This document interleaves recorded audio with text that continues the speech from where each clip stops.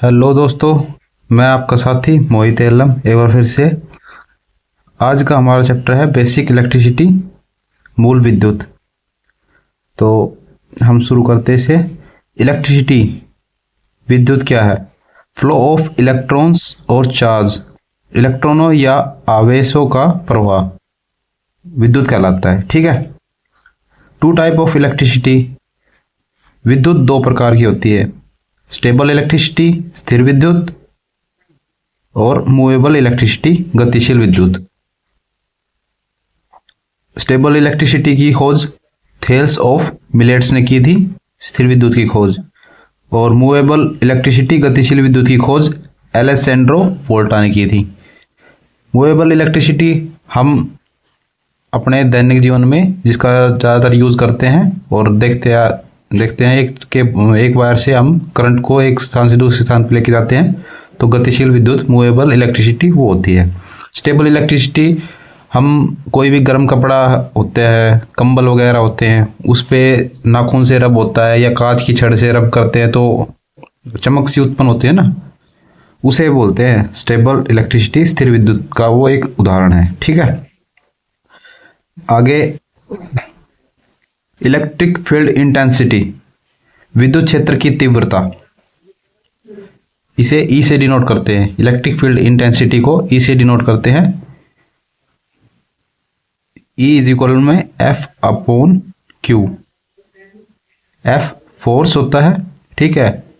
Q coulomb होता है, आवेश होता है। यानी कि एक आवेश में कितना बल लगता है, एक आवेश से जो बल लगता है उसको, इकाई आवेश में जितना बल लगता है उसको इलेक्ट्रिक फील्ड इंटेंसिटी कहते हैं। ठीक है। दूसरा तरीका है voltage upon R. R radius यानी कि लंबाई, लेंथ। ठीक है। एक इकाई लंबाई पर कार्य करने वाली वोल्टता या विभव को इलेक्ट्रिक फील्ड इंटेंसिटी कहते हैं। ठीक है।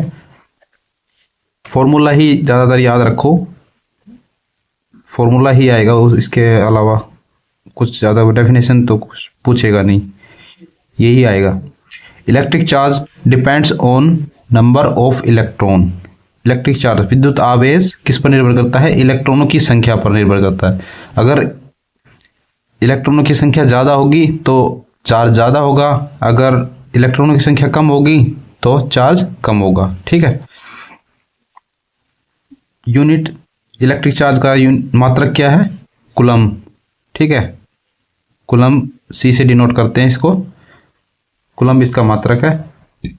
एक कूलम आवेश बराबर होता है 3 इंटू 10⁹ ESU के। 3 गुणा 10 की शक्ति 9 ESU के बराबर होता है एक कूलम। ठीक है।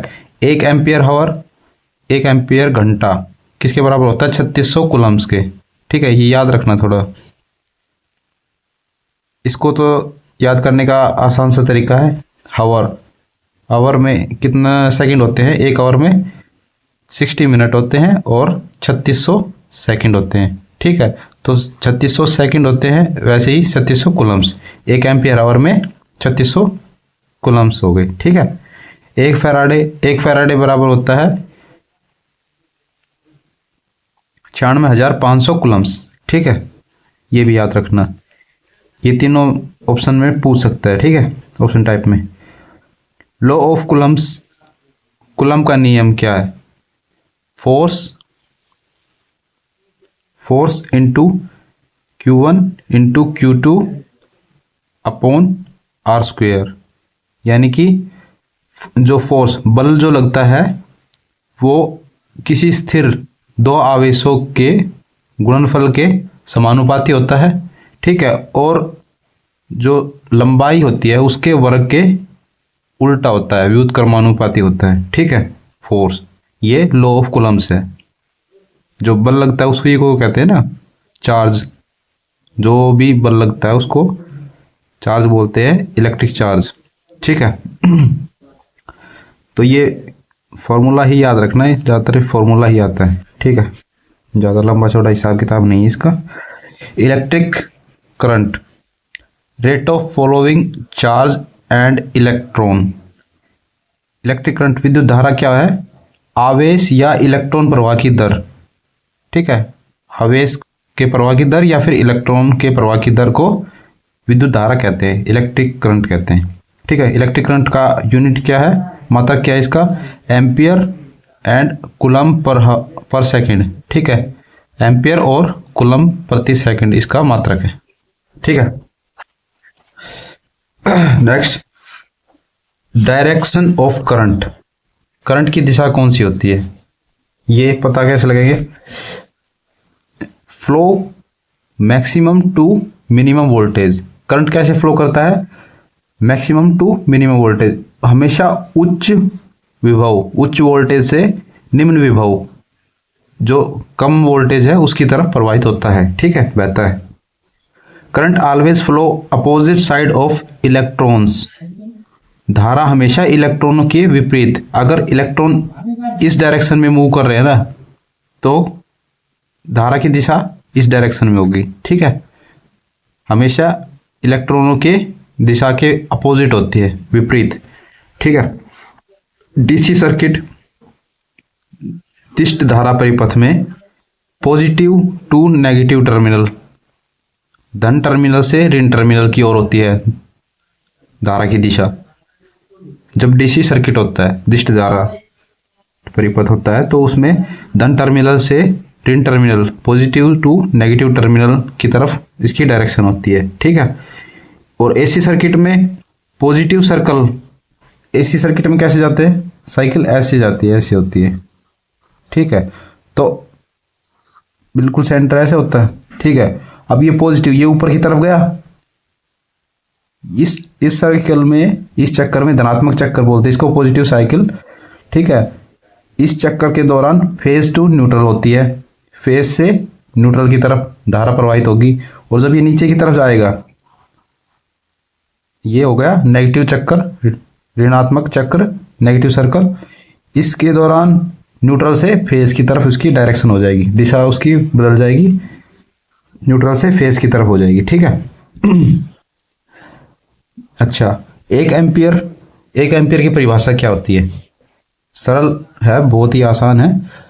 1 एम्पियर की परिभाषा, इफ 0.625 इंटू 10 की power 19 electrons flowing in any conductor, then the value of current is 1 ampere. यदि किसी चालक में 0.625 गुणा 10 की शक्ति 19 इलेक्ट्रॉन 1 सेकंड में प्रवाहित हो रहे हैं, तो धारा का मान 1 एम्पियर है। ठीक है, 1 एम्पियर होगा।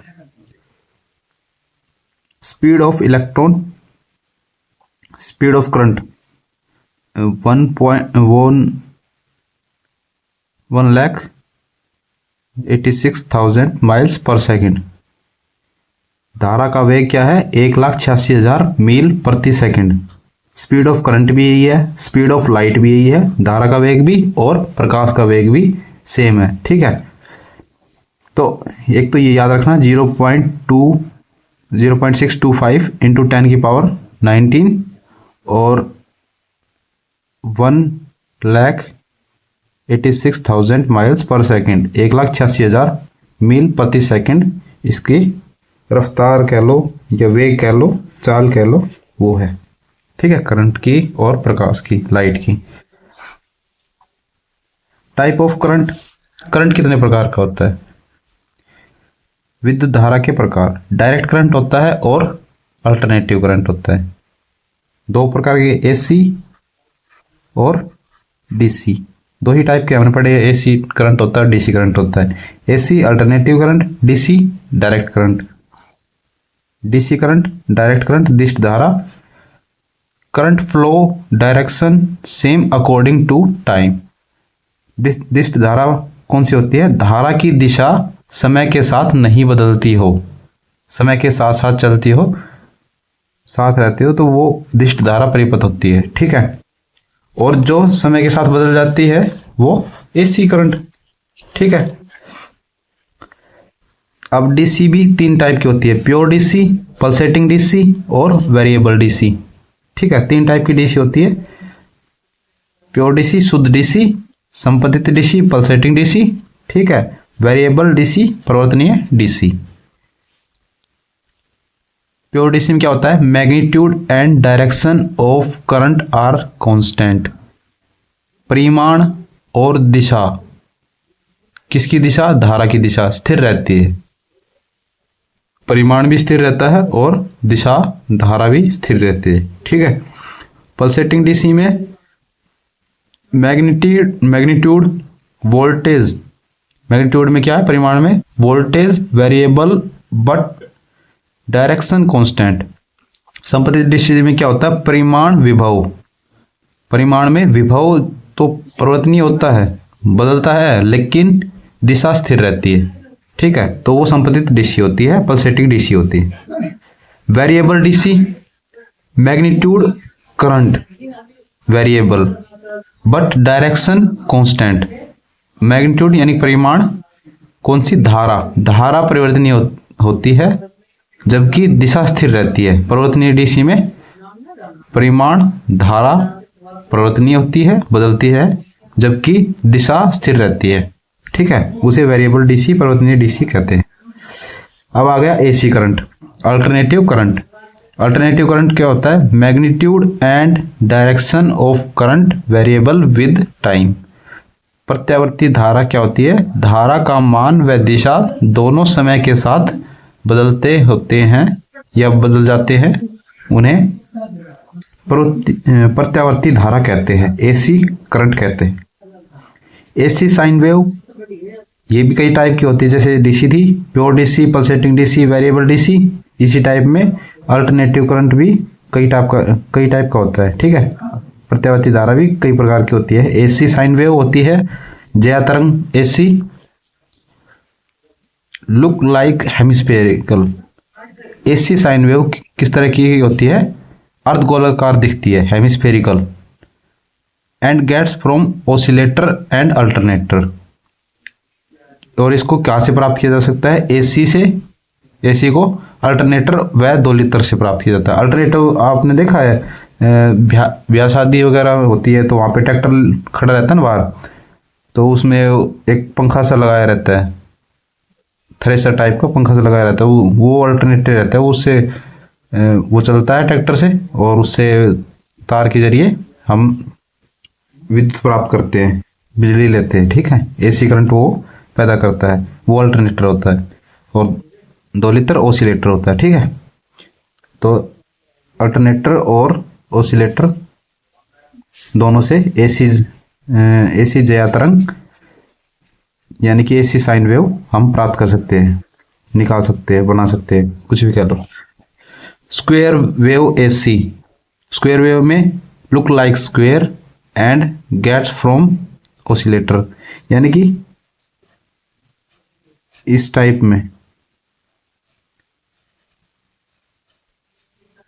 में वो दिखेगी आपको एसी, ठीक है, इस टाइप में फ्लो होती है, और गेट्स फ्रॉम ऑसिलेटर, हम दोलित्र से इसको प्राप्त कर सकते हैं, ठीक है। वर्गाकार दिखती है, वर्गाकार तरंग एसी वर्गाकार दिखती है, और इसे दोलित्र से प्राप्त कर सकते हैं, ठीक है। इसके बाद short tooth wave AC, short tooth wave AC look like short tooth, आरी दंत तरंग, यानी कि आरी के दांतों के समान, इस टाइप से ये होती है, आरी के दांतों के समान, ये हो गया ना आरी के दांत, ऐसे इसके समान दिखती है, मतलब फ्लो होती है इस टाइप में। एंड गेट फ्रॉम ऑसिलेटर, और दोलित्र से हम इसको प्राप्त कर सकते हैं, ठीक है। आरीदंत तरंग को आरी के दांतों के समान दिखती है। D triangular waves AC, triangular wave में ट्रायंगुलर की तरह दिखती है, त्रिभुजाकार दिखती है, वो दोलित्र से एसी से प्राप्त, ऑसिलेटर से प्राप्त कर सकते हैं, ठीक है। Effect of electric current, electric current के इफेक्ट क्या है, धारा के प्रभाव। हम इन मतलब इलेक्ट्रिक करंट का हम यूज कैसे करते हैं, एक तो करंट यूज करने के लिए, और उसके इफेक्ट होते हैं, उसके वैल्यू भी है, ठीक है, उनके प्रभाव की भी बहुत वैल्यू है, इसके लिए हम इलेक्ट्रिक करंट का यूज करते हैं। जैसे कि हीटिंग इफेक्ट, अब सर्दी चल रही है तो सर्दी में लगभग हीटर यूज़ कर रहे हैं लोग बाग, तो हीटर में क्या होता है, हीटिंग इफेक्ट होता है जिसके कारण हम उसका उपयोग करते हैं। उसमें प्रभाव, heat produce by due to resistance, heat produce due to resistance, प्रतिरोध के कारण ऊष्मा उत्पन्न होती है। ठीक है, जब उस जो करंट होता है हम उसको रोकते हैं, उसमें उसके मार्ग में बाधा उत्पन्न करते हैं, तो वो हीट उत्पन्न करता है। ठीक है, ऊष्मा उत्पन्न करता है, ये होता है प्रतिरोध के कारण ऊष्मा उत्पन्न होती है, इसलिए हम इसका उपयोग करते हैं ना हीटर में, हीटिंग एलिमेंट में जो भी है उनमें इसका उपयोग होता है। और अगला हो गया मैग्नेटिक इफेक्ट, चुंबकीय प्रभाव।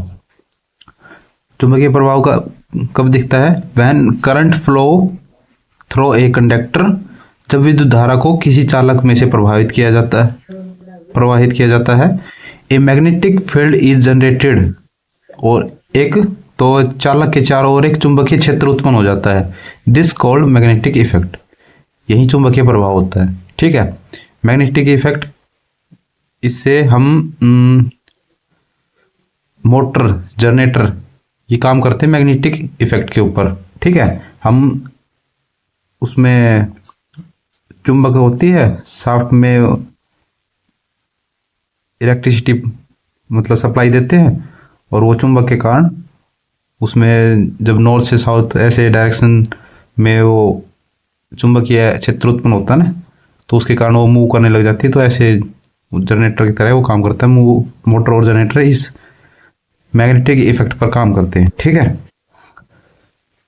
मैग्नेटिक इफेक्ट, चुंबकीय प्रभाव, जब किसी चालक में धारा प्रवाहित की जाती है तो चालक के चारों ओर एक चुंबकीय क्षेत्र, यानी कि जैसे इसमें सप्लाई प्रोड्यूस कर दी तो इसके चारों ओर एक चुंबकीय क्षेत्र उत्पन्न होगा। ठीक है, उसे मैग्नेटिक इफेक्ट कहते हैं, चुंबकीय प्रभाव। Magnitude and nature of magnetic field depends on electric current, चुंबकीय क्षेत्र का परिमाण व प्रकृति धारा पर निर्भर होते हैं। यानी कि जो करंट फ्लो हो रहा है ना उसके ऊपर निर्भर करता है इसका परिमाण और प्रकृति। जैसे कि डीसी जो डायरेक्ट करंट होता है, डायरेक्ट करंट कैसा होता है, सिंपल ऐसे, बिल्कुल ऐसे एक सीधी रेखा की तरह प्रवाहित होता है, वो डीसी होता है। और जो फ्लक्चुएट होता रहता है वो एसी होता है। तो डीसी में, डीसी धारा है तो कांस्टेंट मैग्नेटिक फील्ड बनेगा, स्थिर चुंबकीय क्षेत्र बनेगा।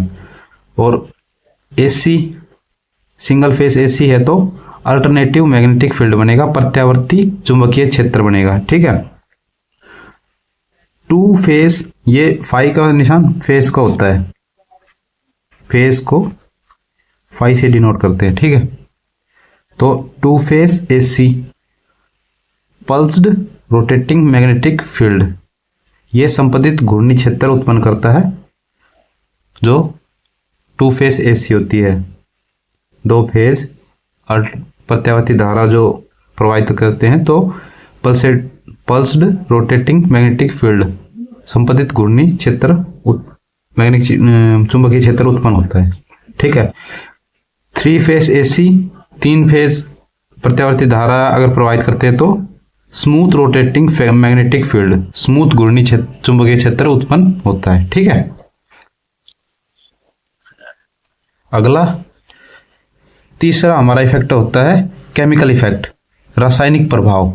रासायनिक प्रभाव कैसे, when electric current passed through acidic और बेस्ड सॉल्यूशन, जब इलेक्ट्रिक करंट को किसी अम्ल या क्षारीय विलयन से प्रवाहित करते हैं, विद्युत धारा को, then solution divides in its ion, तो ये विलयन अपने आयनों में विभक्त हो जाते हैं, यानी कि टूट जाते हैं।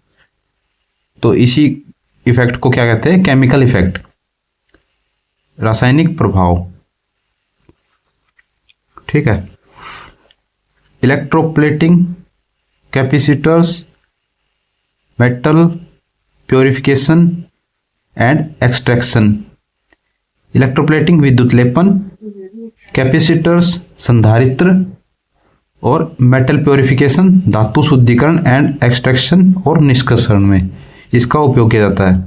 ठीक है, संधारित्र में इसका यूज किया जाता है केमिकल इफेक्ट का, और विद्युत लेपन में भी केमिकल इफेक्ट का यूज किया जाता है।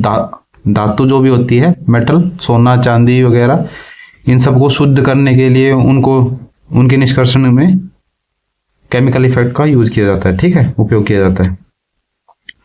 X ray effect. एक्सरे इफेक्ट आपने पढ़ा होगा, एक्सरे जो हम करवाते हैं ना हॉस्पिटल वगैरह में, छाती का एक्सरे करवा के लाओ, पैर का एक्सरे करवा के लाओ, हाथ का एक्सरे करवा के लाओ, उसमें हड्डी दिखती है कि टूटी हुई है या नहीं टूटी हुई, कहाँ से क्रैक हो रही है, किधर जॉइंट है इसका, सब चीज़ दिखती है ना। तो X ray effects when the high frequency and high voltage current, जब एक उच्च आवर्ती व उच्च वोल्टता धारा को passed through a vacuum tube, निर्वात नलिका से प्रवाहित किया जाता है, देन इट प्रोड्यूस एक्सरे, तो यह एक्स किरण उत्पन्न करती है।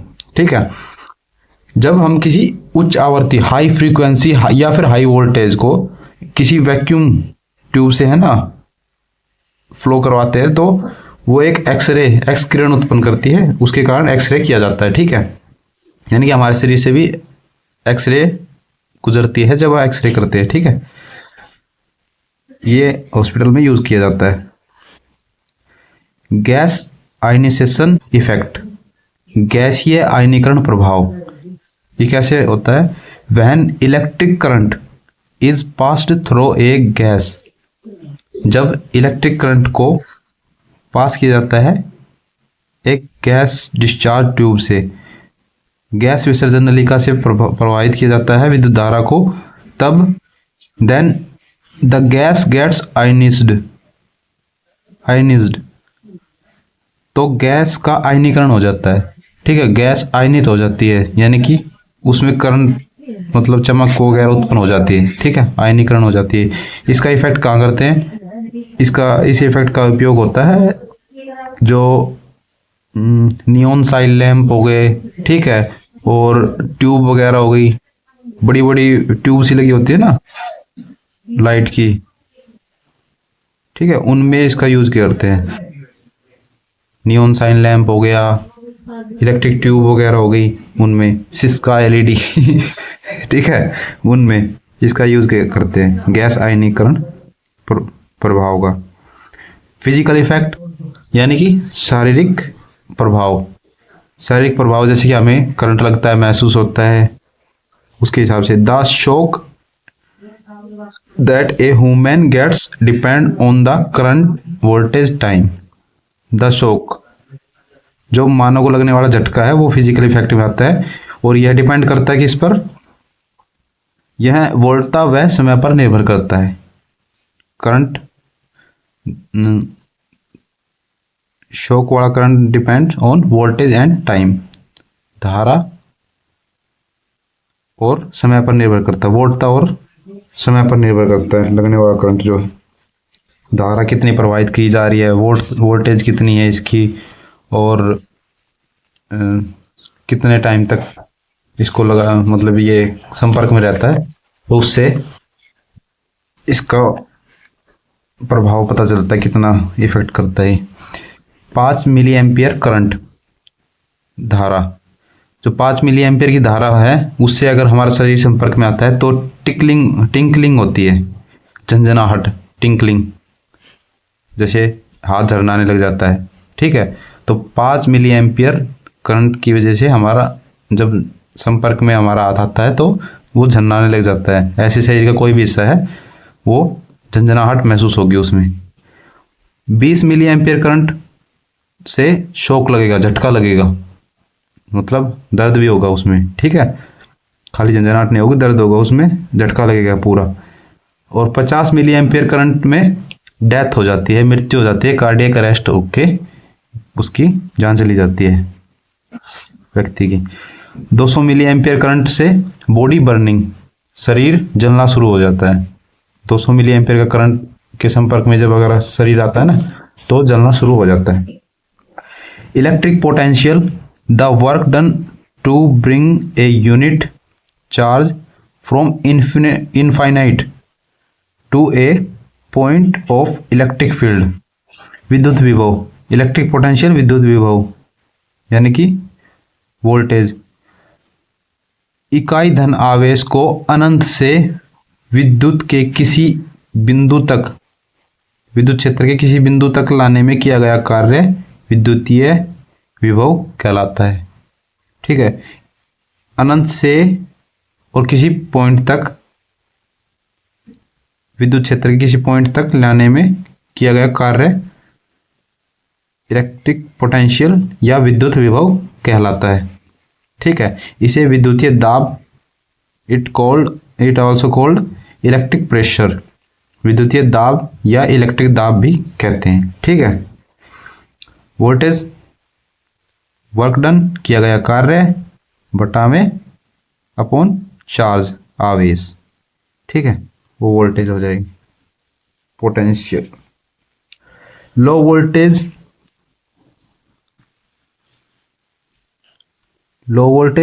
निम्न वोल्टता, 0 से 250 वोल्टेज को निम्न वोल्टता में कहेंगे, लो वोल्टेज कहेंगे। 0 वोल्ट से 250 वोल्ट, 250 वोल्ट तक की वोल्टता को निम्न वोल्टता कहेंगे, लो वोल्टेज। मीडियम वोल्टेज 250 से 650 वोल्ट, इसको मध्यम वोल्टता कहेंगे। हाई वोल्टेज, उच्च वोल्टता को 650 वोल्ट से 33 kV मतलब 33,000 वोल्टेज, 650 वोल्टेज से 33,000 वोल्टेज तक की उच्च वोल्टता होती है। ठीक है, और 33,000 वोल्टेज से 132,000 वोल्टेज के बीच की वोल्टता को अतिरिक्त उच्च वोल्टता यानी कि एक्स्ट्रा हाई वोल्टेज कहते हैं। ठीक है, और 132 से ऊपर, 132,000 वोल्टेज से ऊपर जो भी है वोल्टेज, उसको हम सुपर अतिरिक्त उच्च वोल्टता, सुपर एक्स्ट्रा हाई वोल्टेज कहते हैं। ठीक है, इलेक्ट्रिक पोटेंशियल डिफरेंस, विद्युत विभवांतर यानी कि इलेक्ट्रिक पोटेंशियल विद्युत विभव, डिफरेंस उसका अंतर विद्युत विभवांतर कहलाता है। ठीक है, voltage difference between 2 point of conductor किसी चालक है, कोई चालक है, उसके 2 बिंदुओं के बीच का अंतर वो विद्युत विभवांतर कहलाएगा। ठीक है, potential difference is important to flow the current in conductor, ये मोस्ट इंपॉर्टेंट है, बहुत ही जरूरी है किसी चालक में विद्युत धारा का प्रवाहित करने के लिए, उसमें विद्युत विभवांतर होना अति आवश्यक है। ठीक है, बहुत ही जरूरी है विद्युत विभवांतर का होना, अगर विद्युत विभवांतर नहीं होगा तो धारा प्रवाहित नहीं होगी। ठीक है, if current in a conductor is 0, यदि किसी चालक में धारा 0 है, शून्य है, then potential difference is also 0, तो विभवांतर भी 0 होगा, शून्य होगा। बट लेकिन the voltage in a conductor is 0, लेकिन अगर वोल्टता शून्य है, then it is not sure, तो यह आवश्यक नहीं है कि विभवांतर 0 होगा। ठीक है, यानी कि अगर धारा शून्य होगी, करंट 0 होगा, तो वोल्ट डिफरेंस 0 होगा, और वोल्टेज अगर 0 होगी तो डिफरेंस 0 है या नहीं है ये श्योर नहीं। ठीक है, resistance which obstructs the flow of current, प्रतिरोध क्या है? वह गुण जो धारा प्रवाह का विरोध करता हो, यानी कि धारा को बहने से रोकता हो, उसे रेजिस्टेंस यानी प्रतिरोध कहते हैं। ठीक है, प्रतिरोध निकालने का फार्मूला है रो एल अपॉन ए, ये पी टाइप के इसको रो बोलते हैं, rho L upon A. L length of conductor, A area यानी कि अनुप्रस्थ काट क्षेत्रफल। ठीक है। तो प्रतिरोध निकालने के लिए लेंथ अपॉन अनुप्रस्थ काट क्षेत्रफल, उससे हम निकाल लेते हैं। रेजिस्टेंस डिपेंड्स ऑन, प्रतिरोध निर्भर करता है किस किस चीजों पर निर्भर करता है प्रतिरोध? लेंथ, लंबाई पर निर्भर करता है। When length will be increase the resistance will be increase, अगर लंबाई बढ़ेगी तो प्रतिरोध बढ़ेगा, ठीक है। But insulation resistance will be decrease, लेकिन इंसुलेशन प्रतिरोध कम हो जाएगा। अब आप सोचोगे इंसुलेशन प्रतिरोध कौन सा होता है? किसी करंट को फ्लो होने से कोई चीज रोके, अगर हम यहाँ पे कोई मान लो ऐसे नदी बह रही है, ठीक है, तो हम यहाँ पत्थर रख देते हैं तो वो तो हो गया रेजिस्टेंस, ठीक है। लेकिन इंसुलेशन रेजिस्टेंस इसको बहने से ही रोकता है, जो मतलब इसके ऊपर जो हम आवरण करते हैं, मतलब इसकी जो चार दीवारी है वो उसका वो जैसे हम ईंटों से बनाते हैं ना, नहर बनाते हैं ईंटों से ऐसे करके, तो ये चार दीवारी जो है वो इंसुलेशन प्रतिरोध है, इंसुलेशन रेजिस्टेंस है, और उसको बहने से रोकने वाला वो डैम्प है, वो रेजिस्टेंस है, ठीक है। तो इंसुलेशन प्रतिरोध यानी कि इसके ऊपर जो इंसुलेशन है वो उसका प्रतिरोध वो तो कम हो जाएगा लंबाई बढ़ने से, क्योंकि इस चीज को हम अगर खींचेंगे तो लंबाई तो बढ़ेगी, लेकिन ये पतला हो जाएगा, इंसुलेशन पतला हो जाएगा, तो फिर करंट हमें ज्यादा महसूस होगा, ये ऊपर आ जाएगा, ये ज्यादा दिखेगा, ठीक है। तो इंसुलेशन रेजिस्टेंस कम होगा और प्रतिरोध बढ़ेगा, लंबाई बढ़ेगी। तो cross sectional area resistance will be decrease when it will be increase. अनुप्रस्थ काट क्षेत्रफल, अनुप्रस्थ काट क्षेत्रफल अगर बढ़ता है तो प्रतिरोध घटता है, ठीक है। अगर अनुप्रस्थ काट क्षेत्रफल बढ़ेगा, एरिया बढ़ेगा, तो प्रतिरोध घटेगा। नेचर यानी कि प्रकृति, resistance depend on the conductors nature, जो हमारा चालक होता है उस पर भी प्रतिरोध निर्भर करता है, प्रतिरोध चालक पदार्थ की प्रकृति पर भी निर्भर करता है। Like silver resistance is smallest, जैसे कि चांदी का प्रतिरोध सबसे कम है, चांदी धातु है, ठीक है। अब उससे कम तांबा हो गया, तो चांदी की प्रकृति अलग है, तांबा की प्रकृति अलग है, वो उससे कम है कंपैरिजन में, तो उसका प्रतिरोध सबसे कम है। चांदी का प्रतिरोध सबसे कम है तो इसकी चालकता सबसे ज़्यादा है, ठीक है। यानी कि इसमें से करंट वो ज़्यादा बिना किसी अवरोध के फ्लो होगा और रेजिस्टेंस में कम फ्लो होगा, उसमें तांबे में, कॉपर में। टेम्परेचर, तापमान, तापमान भी डिपेंड करता है। तापमान बढ़ने पर चालक का प्रतिरोध बढ़ता है। Conductors resistance will be increase while semiconductors and insulation resistance will be decrease.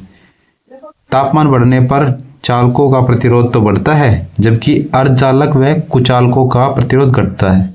यानी कि अर्धचालक सेमीकंडक्टर सिलिकॉन हो गया, ठीक है, सिलिकॉन, जर्मेनियम, इनका प्रतिरोध तो घटता है, जबकि सिल्वर हो गया, कॉपर हो गया, ये धातु चालक है तो इनका प्रतिरोध बढ़ता है, ठीक है। तो प्रतिरोध बढ़ेगा तो कम फ्लो होगा, तो तापमान बढ़ने पर इनका प्रतिरोध बढ़ता है कंडक्टर्स का, जबकि अर्धचालकों व कुचालकों सेमीकंडक्टर्स और इंसुलेटर्स का घटता है प्रतिरोध, ठीक है। तो तापमान पर भी डिपेंड करता है। रेजिस्टेंस नोट डिपेंड्स, ये मस्ट इंपॉर्टेंट है, resistance note depends on supply frequency, supply आवृत्ति पर, शेप उसके चालक के आकार पर, वेट चालक का भार यानी वजन, एंड सप्लाई वोल्टेज और सप्लाई वोल्टता पर निर्भर नहीं करता।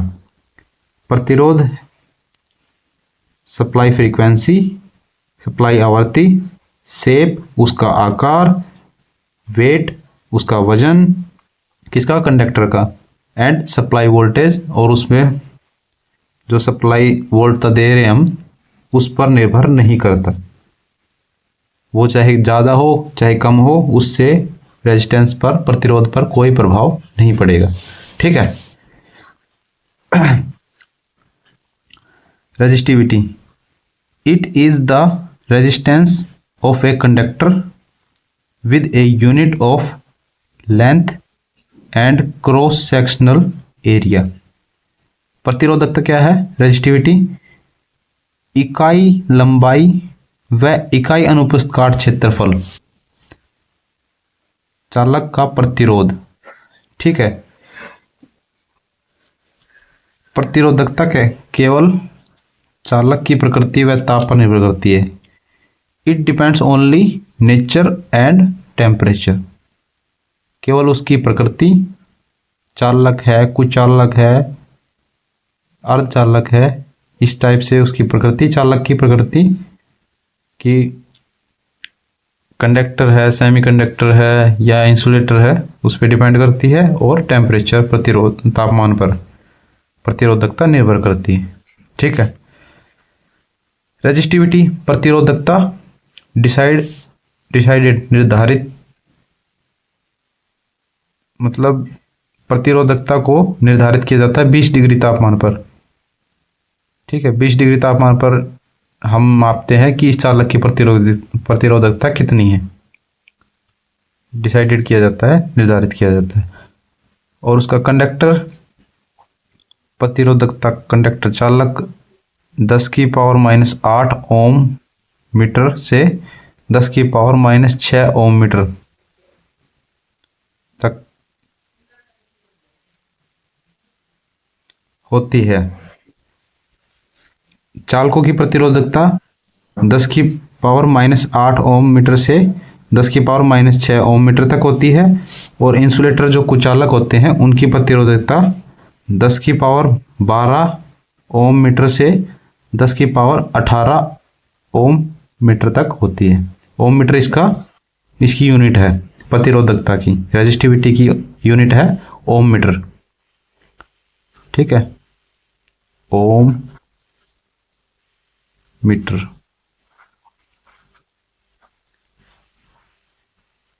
ठीक है।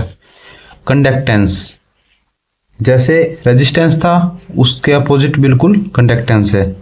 रेजिस्टेंस माने प्रतिरोध, कंडक्टेंस माने चालकता। द रेसिप्रोकल ऑफ रेजिस्टेंस, कह रहा ना, प्रतिरोध का व्युत्क्रम या धारा बहने का गुण। वो धारा अवरोध का गुण था, ये धारा बहने का गुण है। ठीक है। इसके यूनिट्स, इसका मात्रक क्या है? मोह, साइमंस, ओम इनवर्स यानी 1 रेजिस्टेंस। ठीक है। इसका मात्रक मोह है, साइमन है, और ओम इनवर्स यानी कि प्रति ओम। ठीक है। कंडक्टिविटी, जैसे रेजिस्टिविटी थी ऐसे ही कंडक्टिविटी है। तो रेजिस्टिविटी क्या थी? इकाई लंबाई व इकाई अनुप्रस्थ काट क्षेत्रफल पर चालक का प्रतिरोध। ठीक है। ऐसे ही कनेक्टिविटी इसकी उल्टी है, इकाई लंबाई व इकाई अनुप्रस्थ काट क्षेत्रफल पर उसके बहने का गुण, उसकी चालकता, कंडक्टर की चालकता, वो कंडक्टिविटी कहलाएगी। प्रतिरोधकता के व्युत्क्रम को चालकता कहते हैं। कंडक्टर की चालकता कितनी है? 10⁶ मोह पर मीटर। ज़्यादातर इसकी यूनिट ये यूज करते हैं, मोह पर मीटर। 10⁻6 मोह मीटर से 10⁸ मोह मीटर। अच्छा, ये चालक की कंडक्टिविटी है। और रेजिस्टिविटी क्या थी? 10⁻⁻6 ओम मीटर से 10⁻⁸ ओम मीटर। तो इसका अपोजिट है, ये माइनस था, अब ये प्लस हो गया। ठीक है, क्योंकि उल्टा है तो प्लस, ये माइनस का प्लस हो गया। साइन चेंज हो गया, यूनिट चेंज हो गई, बस कुछ ज़्यादा फर्क नहीं आया। इंसुलेटर कुचालक का ये फर्क आया है।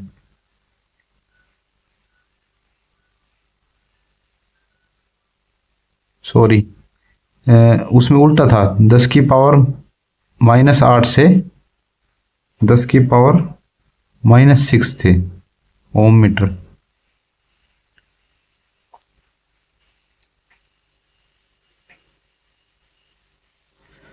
और इसका उल्टा था ऐसे, 10⁻12 से ओम मीटर से 10⁻18 ओम मीटर। हाँ, ये अपोजिट, मतलब ये भी चेंज हो गया था। कंडक्टिविटी रेजिस्टिविटी की बिल्कुल अपोजिट होती है। तो रेजिस्टिविटी थी, कंडक्टर की रेजिस्टिविटी थी 10⁻8 ओम मीटर से 10⁻6 ओम मीटर। तो कंडक्टिविटी हो गई 10⁻6 मोह पर मीटर से 10⁻8 मोह मीटर। और कुचालक की 10⁻18 मोह मीटर से 10⁻12 मोह पर मीटर। ठीक है, ये इसकी कंडक्टिविटी होगी। और रेजिस्टिविटी 10⁻12 ओम मीटर से 10⁻18 ओम मीटर। कुचालक है, कुचालक में धारा प्रवाहित नहीं होती, ठीक है, तो उसकी ज़्यादा होगी रेजिस्टिविटी, और कम होगी क्या कंडक्टिविटी, तो माइनस में। ठीक है, ये प्लस में। ऐसे करके प्लस माइनस का कंफ्यूजन अगर हो तो दूर कर लेना। इलेक्ट्रिक पावर, विद्युत शक्ति क्या है? An electric machine work done in 1 second, किसी विद्युत मशीन द्वारा 1 सेकेंड में किया गया कार्य। An electric machine work done in 1 second, जब कोई विद्युत मशीन 1 सेकेंड में जो जितना कार्य करती है उसको इलेक्ट्रिक पावर कहते हैं, विद्युत शक्ति। ठीक है, इसका मात्रक है वाट। वाट P इजिकल में W/T, किया गया कार्य अपॉन टाइम, समय। ठीक है, यूनिट होगी वाट। 1 HP 1 हॉर्स पावर, HP बोलते हैं हॉर्स पावर। 1 HP इजिकल होती है 735.5 वोट मीट्रिक प्रणाली में। दो प्रणाली है हमारी, ब्रिटिश और मीट्रिक। ठीक है, ये कैलकुलेशन की प्रणाली है, आप डीप में मत जाओ, सिर्फ इतना याद रखो कि मीट्रिक प्रणाली में 735.5 वाट 1 हॉर्स पावर के बराबर होता है, और 746 वाट ब्रिटिश प्रणाली में 1 हॉर्स पावर के बराबर होता है। ठीक है, 1 किलोवाट बराबर होती है 1.35 हॉर्स पावर के मीट्रिक प्रणाली में, और 1.34 हॉर्स पावर के ब्रिटिश प्रणाली में। ठीक है, इलेक्ट्रिक एनर्जी, विद्युतीय ऊर्जा, वो इलेक्ट्रिक पावर थी, इलेक्ट्रिक विद्युतीय शक्ति थी, ये इलेक्ट्रिक एनर्जी है, विद्युतीय ऊर्जा। तो विद्युतीय ऊर्जा, इलेक्ट्रिक पावर तो मशीन उत्पन्न कर रही थी, और इलेक्ट्रिक एनर्जी ये डिवाइस, युक्ति, कोई विद्युतीय युक्ति है, किसी विद्युतीय युक्ति के कार्य करने की क्षमता को विद्युतीय ऊर्जा कहते हैं। ठीक है, और किसी विद्युतीय मशीन के कार्य करने की क्षमता को विद्युतीय शक्ति कहते हैं। ठीक है, इतना डिफरेंस है। पावर और शक्ति। ठीक है, पावर एनर्जी में इतना ही डिफरेंस है। वो इलेक्ट्रिक डिवाइस वर्क डन करेगी, वो एनर्जी कहलाएगी, और इलेक्ट्रिक मशीन जो वर्क डन करेगी वो पावर कहलाएगी। ठीक है, यानी कि ऊर्जा विद्युत युक्ति करेगी, उत्पन्न जो किया गया कार्य है वो विद्युत युक्ति के द्वारा किया गया कार्य है उसको ऊर्जा कहेंगे, और जो विद्युतीय मशीन के द्वारा किया गया कार्य है उसको शक्ति कहेंगे, विद्युतीय शक्ति। ठीक है, बस हमारा चैप्टर लगभग खत्म हो गया। एनर्जी, एनर्जी इज इक्वल में P इंटू टी, P यानी कि पावर इंटू टी टाइम। ठीक है, एनर्जी इज इक्वल है power into time, BOT, boat. Boat used for measuring the electric energy before. पहले बोट यूज किया जाता था इलेक्ट्रिक एनर्जी को मापने के लिए, विद्युतीय ऊर्जा को मापने के लिए बोट पहले यूज की जाती थी, इकाई थी ये बोट। ठीक है, बट नाउ यूजिंग यूनिट, अब यूनिट में नापते हैं। पहले बोट में मापते थे इलेक्ट्रिक एनर्जी को, अब यूनिट में मापते हैं कि इसकी इकाई क्या है, यूनिट। ठीक है, heat, when current flow in a conductor then heat produced by resistance। ऊष्मा क्या है, जब किसी चालक में धारा प्रवाहित की जाती है तो प्रतिरोध के कारण ऊष्मा उत्पन्न होती है। H इज इक्वल में I²RT, ये हीट का फॉर्मूला है, ऊष्मा का फॉर्मूला है। H इज इक्वल में I²RT। ठीक है, I धारा, R रेजिस्टेंस, T टाइम। ऐसे ही ये था PT पावर इंटू टाइम, और P इज इक्वल था वर्क डन अपॉन टाइम। ठीक है, P इज इक्वल था वर्क अपॉन टाइम, और E इज इक्वल है P इंटू टाइम, यानी कि P ये हो गया W upon T into T, T से T कैंसिल W। ठीक है, एनर्जी वाट, सीधा वर्क हो गया। करंट डेंसिटी, धारा घनत्व, धारा घनत्व क्या होता है, ampere upon metre square. 1 metre square में कितना एम्पियर करंट फ्लो होता है तो करंट डेंसिटी कहलाता है। एम्पियर को धारा I upon m square, formula I upon m square, current density का फॉर्मूला है ये। ठीक है, एम्पियर अपॉन मीटर स्क्वायर, इसके मात्रक भी हो गए।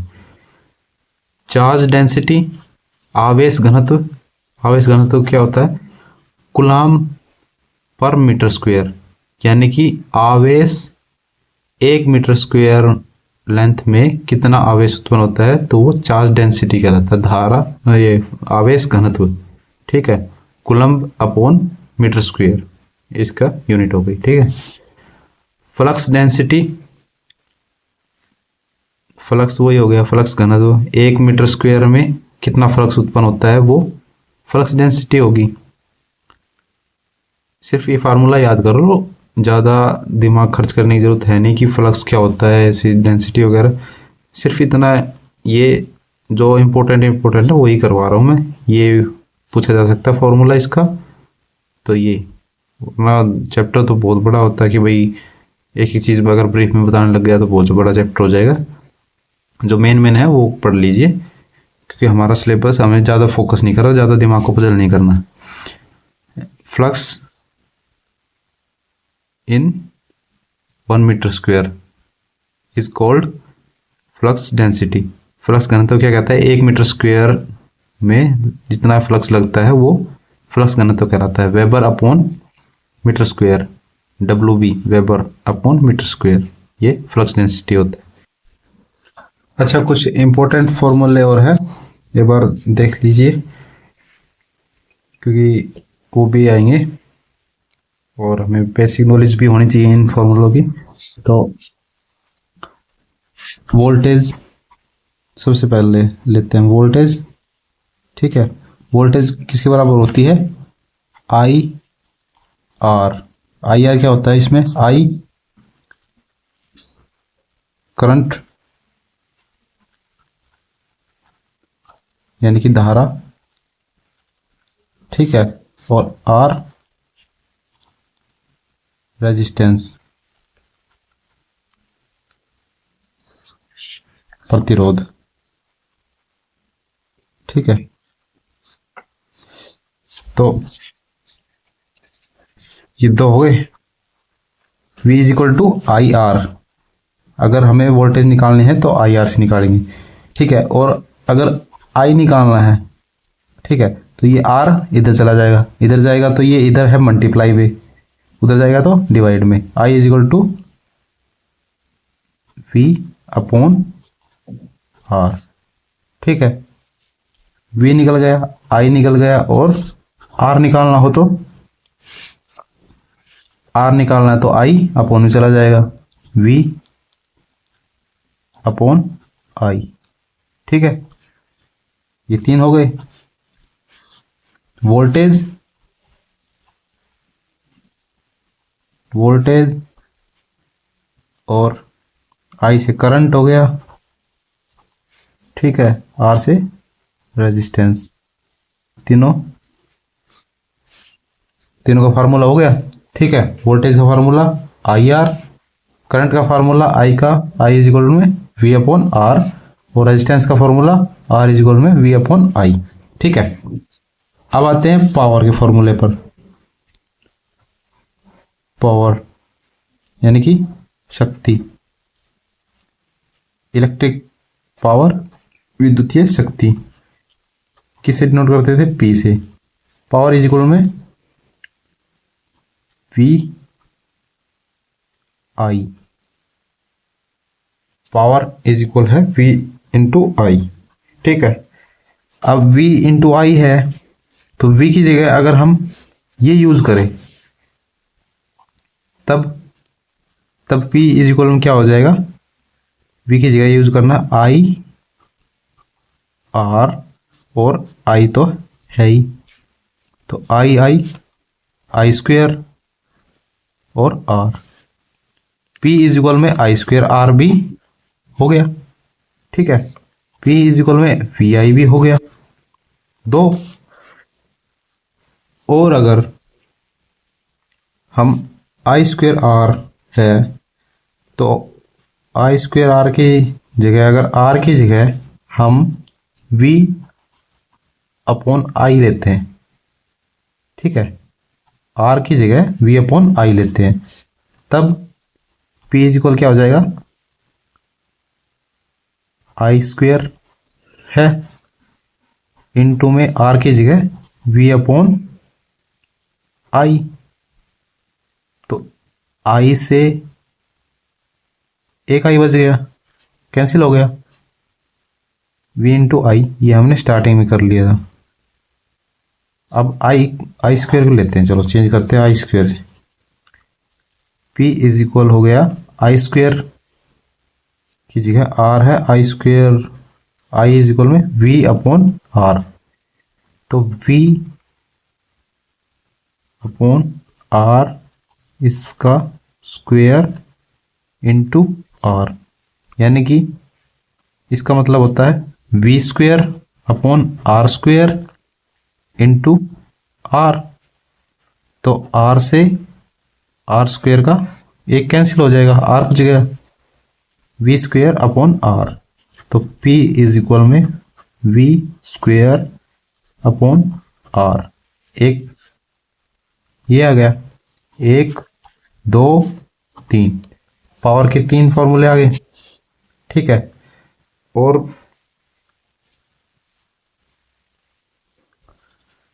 एक हमने पढ़ा ही था अभी, W अपॉन टी,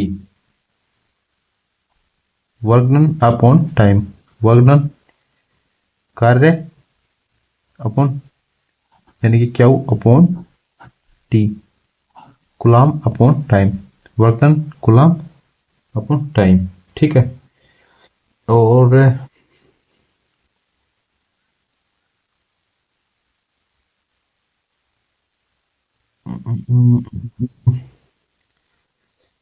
और इसका रेजिस्टेंस का उल्टा क्या होगा? कंडक्टिविटी। ठीक है, कंडक्टिविटी यानी कि जी, जी इज इक्वल होगा 1/R। ठीक है, G conductivity, conductance sorry, G is equal conductance, तो कंडक्टेंस होगा 1/R रेजिस्टेंस के। ठीक है, तो जी, जी की जगह आर रख दें। आर आ रहा है इसमें, ये इस फॉर्मूले में आर की जगह जी को पुट करना है। तो जी क्या हो जाएगा? आर इधर से हो जाएगा 1/G। ठीक है, तो P इज इक्वल हो गया, इसकी जगह रखते हैं तो आई स्क्वेयर, और इनटू में है तो अपॉन में जी, एक तो ये और हो जाएगा, और P इज इक्वल हो जाएगा, यहाँ पे भी आ रहा है ना, तो इसको वी स्क्वेयर अपॉन है तो इनटू में जी। ठीक है, ये दो फॉर्मूले और हो गए। तो 1 2 3 4 5, ठीक है, 5 फॉर्मूले बन गए एक एक से।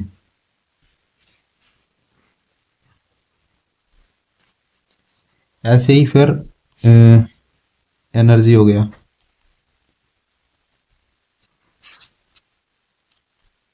एनर्जी यानी कि ये शक्ति थी, ये ऊर्जा। एनर्जी कैसे? E इज इक्वल में पी टी। अब इन सभी के इनटू में टी कर लो। ठीक है, वो फॉर्मूला हो गया P इंटू टाइम। तो P क्या था? वी आई था, इंटू टी हो गया एक, दूसरा आई स्क्वेयर आर था, इंटू टी हो गया, ई का फॉर्मूला हो गया। ठीक है, थर्ड हो गया, ये था V square R, V square upon R, तो वी स्क्वेयर टाइम इंटू में हो गया अपॉन आर हो गया। ठीक है, और आई स्क्वेयर अपॉन जी हो गया, आई स्क्वेयर अपॉन जी था तो टी मल्टीप्लाई में हो गया अपॉन जी, ये हो गया। तो 1 2 3 4 5 6 5 इसके इस तरीके से भी निकाल सकते हैं। तो ये अगर मान लो ऑप्शन में आ जाए कि एनर्जी निकाल, एनर्जी निकालने वाला फार्मूला, एनर्जी निकालने का सूत्र, ऊर्जा निकालने का सूत्र, तो ऑप्शन ए दे दिया ये, ऑप्शन बी दे दिया ये, ऑप्शन सी दे दिया ये, और ऑप्शन डी दे दिया ऑल ऑफ द अबव।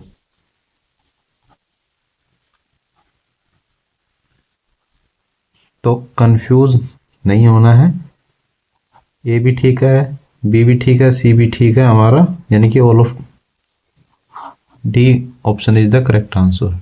ठीक है, इसलिए बताया गया क्योंकि ये काफ़ी फार्मूले हो गए एक ही चीज़ के, पावर के ये 5 6 फार्मूले हो गए, एनर्जी के भी 5 6 फार्मूले हो गए। तो ऑप्शन में अगर आपको पजल करने के लिए दे दिया जाए, ये 3 ऑप्शन दे दे और चौथा ऑप्शन रख दे कि ऑल ऑफ द अबाउ, उपरोक्त सभी, तो उपरोक्त सभी इज द करेक्ट आंसर, क्योंकि हमारे ये चारों फार्मूले हैं। ठीक है, एनर्जी के भी ये 5 फार्मूले हैं हमारे पास, और 5 या 6 फार्मूले हैं, और पावर के भी हमारे पास 5 या 6 फार्मूले हैं। ठीक है, और ये सभी किन से निकले हैं? इन्हीं से, वोल्टेज के फार्मूले से, आई करंट के फार्मूले से, रेजिस्टेंस के फार्मूले से और जी कंडक्टेंस के फार्मूले से। ठीक है, तो बोरिंग थोड़ा लगता होगा क्योंकि न्यूमेरिकल है ना इस टाइप में, तो थोड़ा बोरिंग लगता होगा अदरवाइज, बट आपका वो है एग्ज़ाम इम्पोर्टेंट है, पढ़ना है थोड़ा, 1-1.5 साल के लिए ही समझ लो, या एग्ज़ाम देने तक ही समझ लो कि एग्ज़ाम देने तक हमें पढ़ना है, तो एग्ज़ाम देने तक ही याद रखो। ठीक है, all the best, thank you, carry on.